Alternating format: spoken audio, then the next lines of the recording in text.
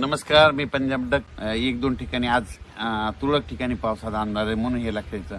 पण राज्यातल्या सर्व शेतकऱ्याला सांगू इच्छितो की ज्यांचा कोणाचा गहू असेल, हरभरा असेल, कांदे असेल, तंबाखू असेल, तर तुम्ही काय करा, 30 तारखेच्या आत तुम्ही तुमचं काढून झाकून घ्या. कारण की मागं जसा 17, 18, 19, 20चा पाऊस आला तसाच परत एकदा पाऊस येणार आहे. म्हणून हा अंदाज खास करून महाराष्ट्रातल्या सर्व शेतकऱ्यांनी लक्षात येतं.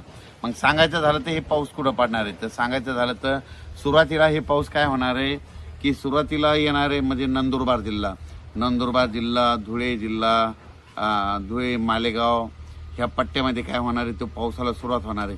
पण 30 तारखेपासून काय होणार आहे, 30 तारखेपासून तुम्हाला एक जिल्ह्यावाईज सांगतो. 30 तारखेपासून नंदुरबार, धुळे, जळगाव, त्याच्यानंतर बुलढाणा, अकोला, अमरावती, वर्धा, नागपूर, भंडारा, गोंदिया, चंद्रपूर, यवतमाळ, वाशिम, हिंगोली, नांदेड, परभणी, जालना, संभाजीनगर, बीड जिल्हा, लातूर जिल्हा, धाराशिव जिल्हा, अहिल्यानगर, त्याच्यानंतर कोकणपट्टीकडे देखील म्हणजे साताऱ्यापासून, कुडाळपासून ते डायरेक्ट मुंबईपर्यंत म्हणजे ह्या पट्ट्यामध्ये देखील कोकणपट्टी, पुणे असा करत मुंबईला देखील पडणार. म्हणजे ह्या 3 दिवसात काय होणार आहे, दररोज एक दिवस मात्र प्रत्येक ठिकाणी थोडा पाऊस येईल, काही ठिकाणी सोडून देखील देईल म्हणून हे अंदाज लक्षात येतात.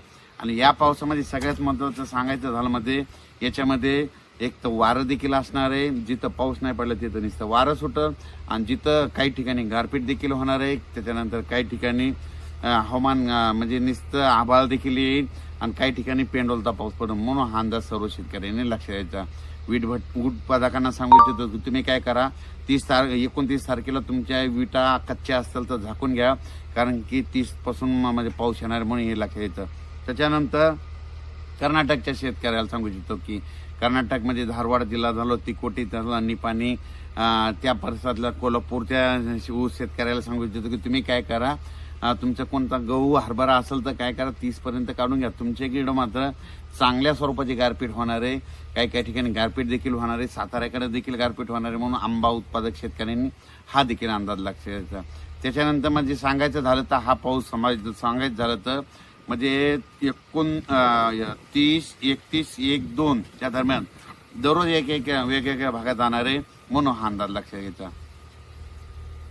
आणि परत एक शेतकऱ्याला सांगू इच्छितो की या वर्षीचा उन्हाळा म्हणजे 2024च्या उन्हाळ्यात आता यापुढे अवकाळी कसा येणार, यापुढे तुम्ही काय करा, एक गोष्ट लक्षात घ्या, कंप्लीट 10 दिवसाला राज्यात अवकाळी येणार. म्हणजे हे गणितात लिहून ठेवा. म्हणजे किती म्हणजे कसं होणार आहे की ऊन तापणार, उन्हाचा पारा चांगला 38, 39, 41 जाणार, 8 दिवसामध्ये जाणार की लगेच 10व्या 11व्या दिवशी लगेच पाऊस हजर होणार. मग सांगायचं झालं तर कसं सांगतो तुम्हाला सांगतो.